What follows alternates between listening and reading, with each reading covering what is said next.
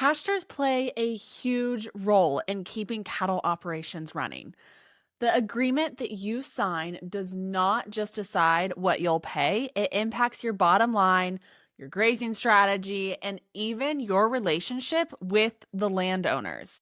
In today's episode, we are going to be diving in to how pasture rental rates are figured, the different approaches people use, and some practical tips for negotiating a lease that works for both sides. So whether you're running cows, stockers, or you're custom grazing, all of these principles will apply. Before we get into today's podcast episode, if you guys could take just a second to go like, subscribe, rate, and review, we would really appreciate it here at the team. So let's dive right in. Why does this even matter in the first place? The thing is pasture land isn't just a static resource. Every season looks different depending on rainfall, forage growth, and stocking pressure that is on that ground. That means that a lease that felt fair last year might not fit this year.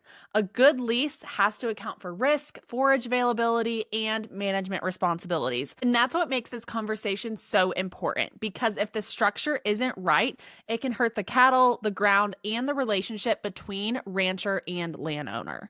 There are several different approaches landowners and tenants use to put a number on pasture rent.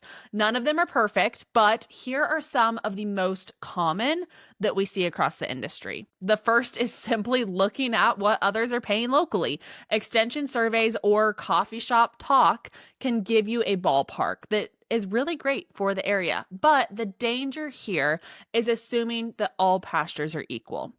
A place with good fences, reliable water, and quality grass is not the same as a weedy pasture with no infrastructure. Number two, another method that we see is calculating return on the land's value. If a rancher owns pasture worth $2,000 an acre and wants a 2% return, that sets rent around $40 an acre. But the trouble with that is that land values move differently than cattle markets or forage production. So this can get out of sync pretty quickly. Probably the most grounded method is to estimate forage production. If a pasture produces 1 ton of hay equivalent per acre and hay is worth $100 a ton, you just take a fraction, let's say maybe 25% for ease of me doing this live, to set rent. And that puts you near $25 per acre. It ties rent to what the cattle are actually eating. Now, this one is very common. Number 4 is animal unit months, or AUMs. Here you are figuring out how many animal units the pasture can support in a season. 1 AUM equals the forage needed for a cow-calf pair for 1 month. If your pasture supports 3 AUMs per acre and the going rate is $20 per AUM, that's $60 an acre for the season. This method is clear and easy to scale from pasture to pasture. Now, number 5, we've got performance-based or grain-based. In some grazing situations, especially with stockers, the lease is tied to animal performance. You might pay based on the pounds of gain your cattle put on while grazing. This makes the landowner share a little bit of that production risk, but it also requires record keeping and trust. Now, number 6, and our final one, you've got flexible or hybrid leases. Some landowners and tenants agree to flex leases. You pay a base rate up front, and then it adjusts depending on forage conditions, cattle prices, or rainfall. In tough years, you get relief. In strong years, the landowner shares in the upside. It takes more communication, but can keep a really strong and healthy relationship as time goes on. So once you've got a method in mind that works for you, how do you actually sit down and negotiate a pasture lease? First, remember that fair is honestly just relative. A landlord may think a certain number is fair because of what they've heard down the road, while a tenant is focused on whether it leaves them with anything after expenses. The goal is to land somewhere where both sides can live with.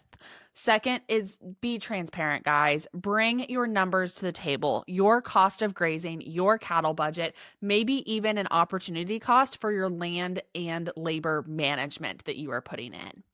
Now, number 3, think about your landowner's background. If they grew up in ranching, they will understand why drought risk matters. And if they're second or third generation owner with no ag background, you may have to explain why grazing isn't the same every single year. Fourth, come prepared with information. Your stocking rates, forage test, or even satellite images can help make your case. Data takes the conversation out of the emotional space and puts it into the practical. And finally, guys, do not overlook the details. Spell out every single thing that you can think of, from who fixes the fence to who maintains water, what happens in a drought, and how you'll handle early removal if grass runs short. Those details save a relationship down the road. At the end of the day, guys, pasture leases are about more than dollars per acre. They're about balancing risk, respecting the land, and building trust between landowners and livestock producers. Not a single one of the examples that I gave you are perfect, or will they work for every operation. Every single operation is going to do land leases differently. And that is the beauty of agriculture. But the ones that we discussed today are some common ones that we see across the industry that people take. They take them as a base and then they build them off of there with a lawyer, with their team of advisors, and everything that you need to put together a good lease that is fair for both the cattle producer and the landowner at the end of the day. So whether you choose to base rent on market surveys, forage value, or the AUMs, the key is having clear terms and honest conversations. That is what keeps ranch land productive and our relationships strong across the board.